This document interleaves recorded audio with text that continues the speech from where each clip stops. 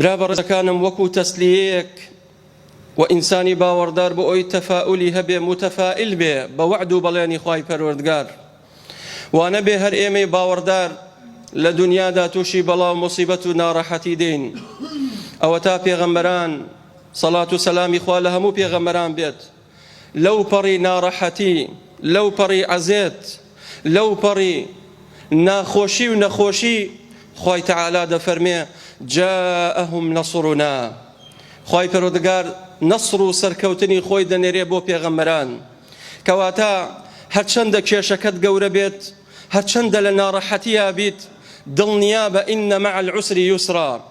لە دوای هەموو ناخۆشیەک چاوەڕوانی دەرگای خۆشی بە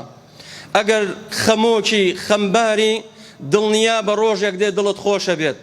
متەفائیل بە وئین النەصر مع الصبر کاتێک سەرکەوتنی خوا بەسراوەتەوە چی سەبر و ئارامگردن ئینسان کاتێک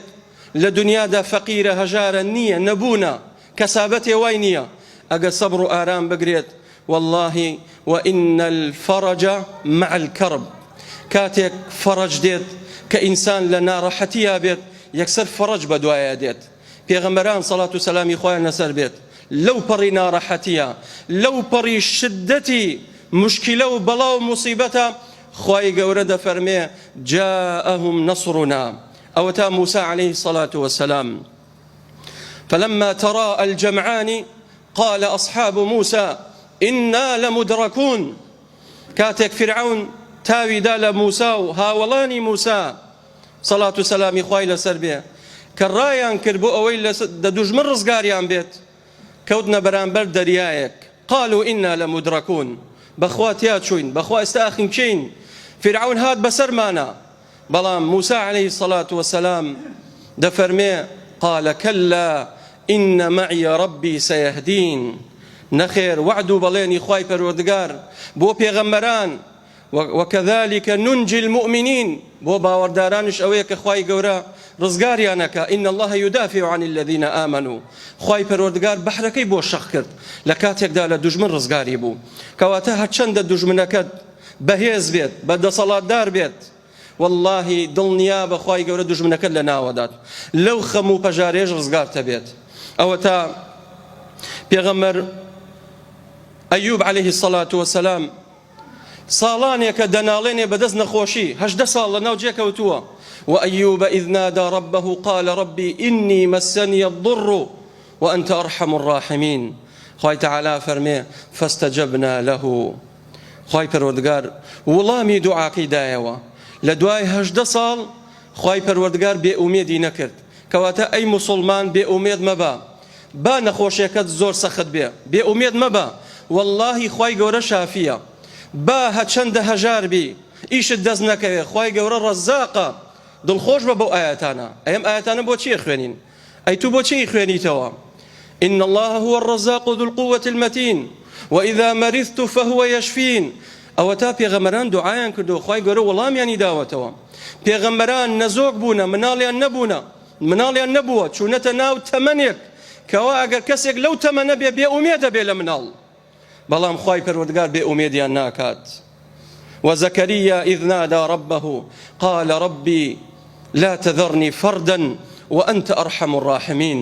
أيو كسيك ومنالد نابي خمداتي قردوا بخمبا والله خوای گەورە خێری بۆتەوێ ڕەنگە خوای گەورە نەیدا پێت ئەگە بیتا بێت تووشی بەڵا و موسیبەتت بکە بەڵام إن ربك عليم حكيم إلا حکمەتێکی تایە بۆیە خوای گەورە نایدات ئەوەی مناڵی هەیە لەبەرەوە نییە پیاوێکی زۆر چاکە ئەوەشی کەوا مناڵی نییە لەبەرەوە نییە پیاوێکی زۆر خراپە هەردووچیان لەژێر ئیمتیحان و تاقیکردنەوەدان چەندەها مناڵ بووەتە بەڵا و موسیبەت بۆ باوکو دایشی کەواتە تۆ دڵخۆش بە بەوەی کە خوای پەروەردگار بێئومێدش مەبە داواکە وەکو چۆن پێغەمبەران داوایان کردووە ئەوە تا یونس عليه الصلاة والسلام کاتێک لە ناو دەریادایە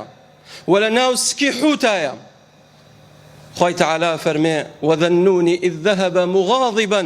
فظن أن لن نقدر عليه فنادى في الظلمات أن لا إله إلا أنت سبحانك إني كنت من الظالمين خوای تعالى فرمي فاستجبنا له وكشفنا ما به من غم وكذلك ننجي المؤمنين يونس پێغەمبەر عليه الصلاة والسلام ئەم دوعایی کرد هەر کەسێک خەمی هەبوو هەمی هەبوو لەناو کێشەیەکی گەورەیە لەناو بەڵاو موسیبەت و ناڕەحەتێکی گەورەیە با پەنا بەرێ بۆ ئەم دوعایە بکەن براکانم ئەوە تا یونس عليه الصلاة والسلام فەرمووی لا إله إلا أنت سبحانك إني كنت من الظالمين خوای پەروەردگارە فەرمێ وەڵاممان دایەوە ڕزگارمان کرد لەو غەم و پەژارەیە ڕزگارمان کرد و کۆتایی پیادە و غەمە نەما بە هۆکاری چی؟ بە هۆکاری ئەوەی کەوا دوعای کرد و پاڕایەوە لە خوای پەروەردگار بۆیە پێغەمبەری خوا صلی الله عليه وسلم فەرمێ من لزم الاستغفار جعل له الله من كل هم فرجا ومن كل ضيق مخرجا هەر کەسێ ملازمەی استغفار کە زۆر بڵێ ئەستەغفر الله هەر کەسێ لەناو مشکلە و بەڵایە و ناڕەحەتیە با زۆر بڵێ ئەستەغفر الله جعل الله له من كل هم فرجا لە هەموو هەم و ناخۆشیەک و سەغڵەتیەک ئیلا فەرجێک و دەرگایەکی ڕەحمەتت بۆ واڵا بێت و بۆ ئەوی ڕزگارت بێت